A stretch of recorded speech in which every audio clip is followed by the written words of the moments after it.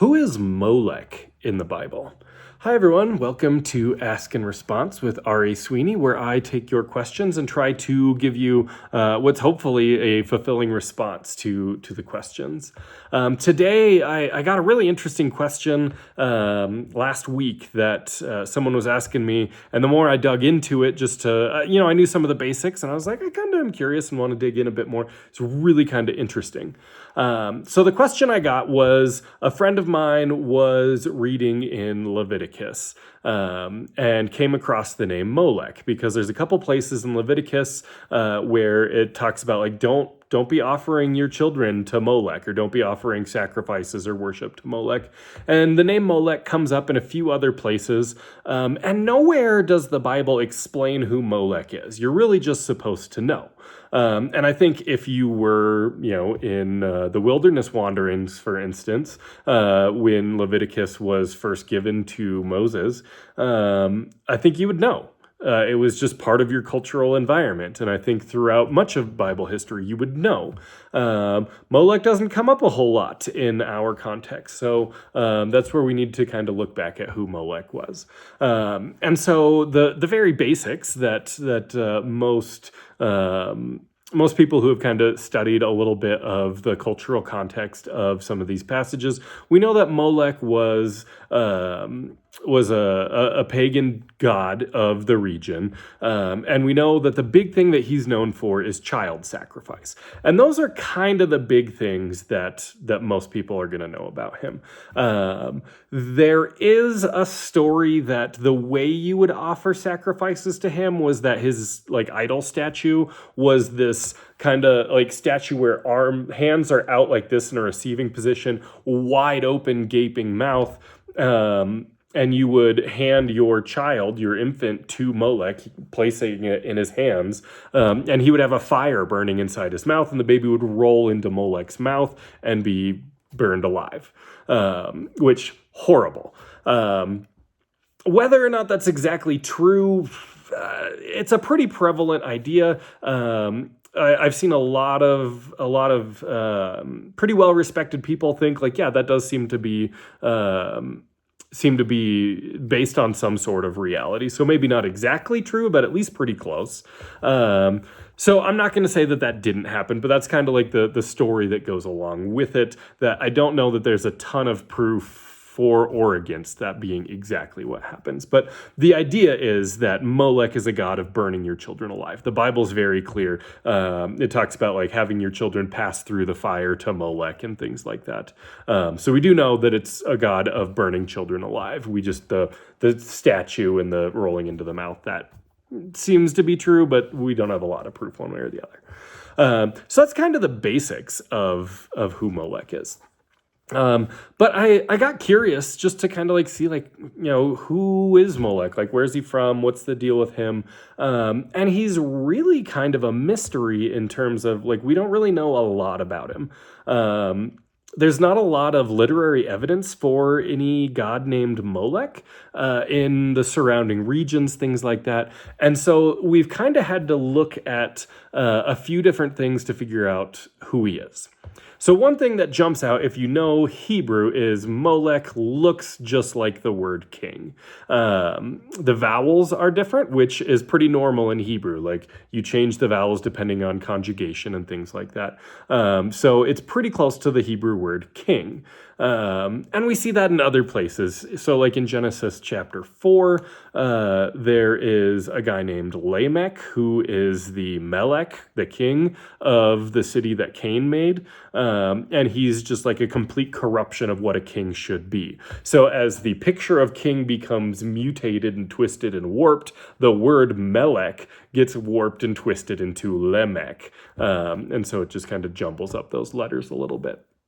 And so that's kind of the first thing I thought of when I was trying to look at who is Molekh with a bit deeper of a picture, is he seems to be a distortion of king. There's not really any people group that the name Molekh is associated with. We don't know who calls him Molekh, because there's not really this people group had the god Molekh.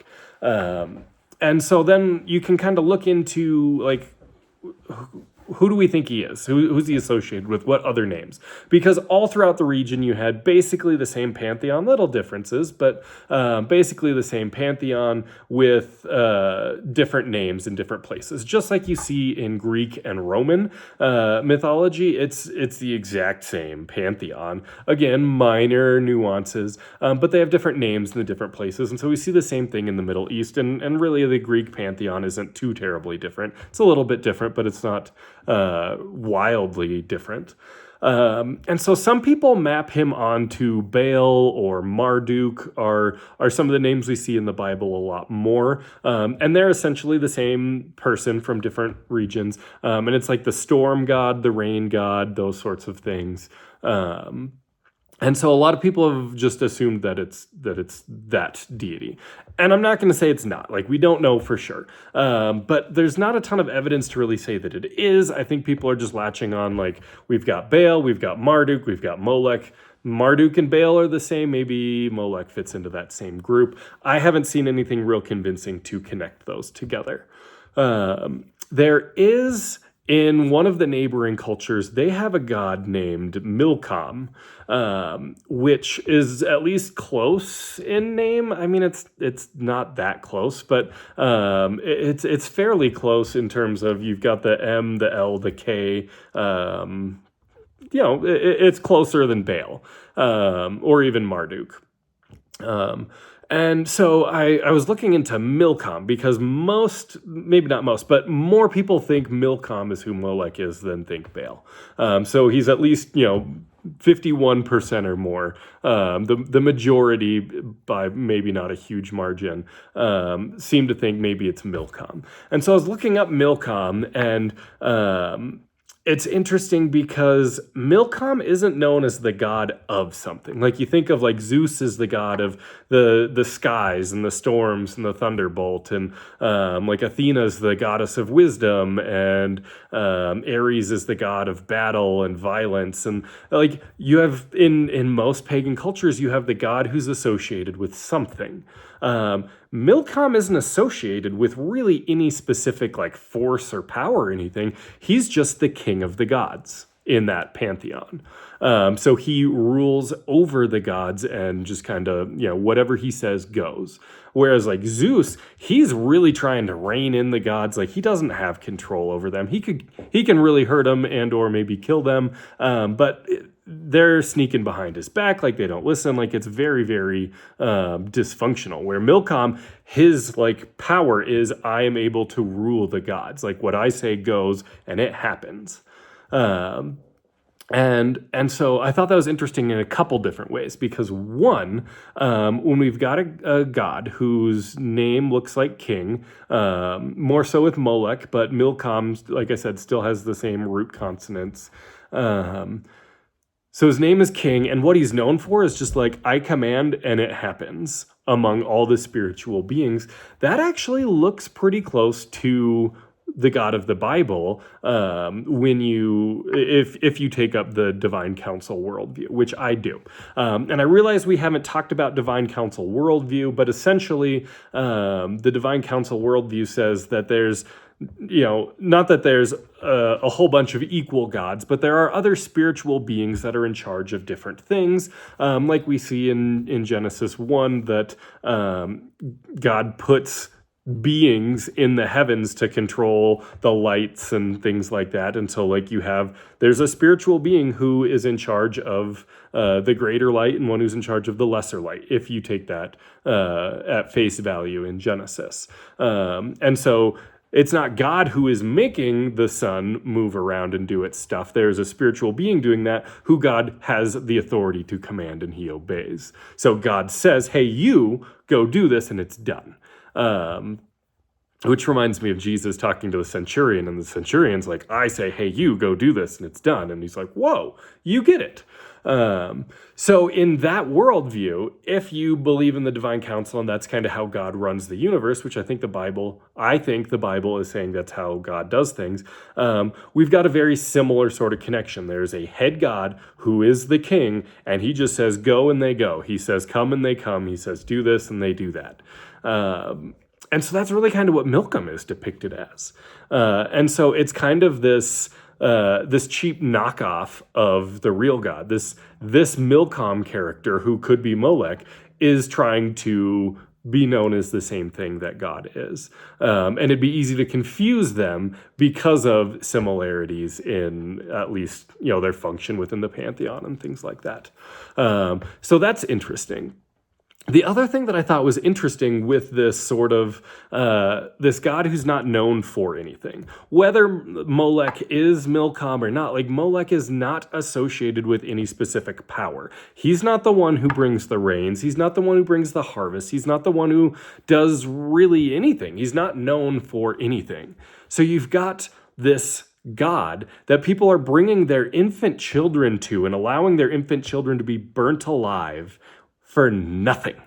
He's the God that takes and devours and consumes and provides nothing in return, which I feel like is such a great picture for the enemy, in that he takes and, maybe he promises, but he doesn't have the power to do anything. He's not known for providing blessings. There's no benefit that you can expect to draw from this person. He just takes and consumes and devours and destroys. And that's all he ever does. And so I thought that was kind of a cool image that goes along with it too.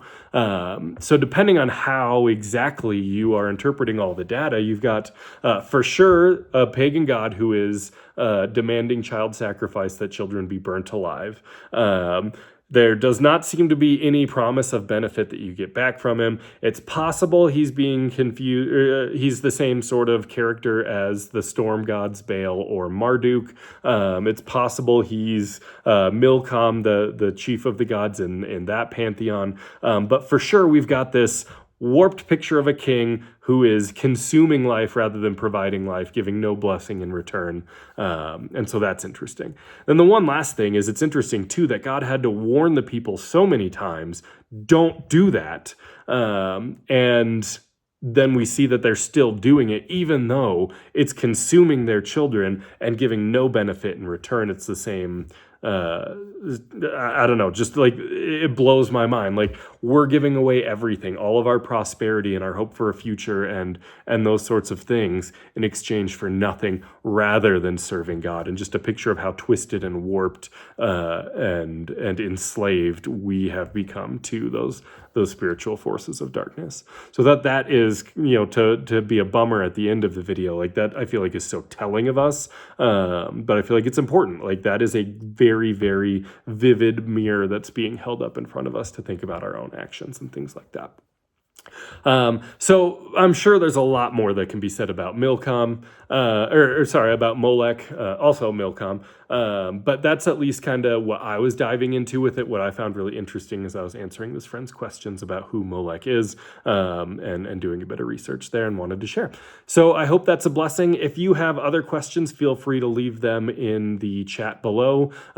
Subscribe so that you can see more videos like this in the future. Click like so that other people are able to find this a little bit easier in the algorithm. Otherwise, I hope this was a blessing, and we will see you all next time. Thanks, everyone.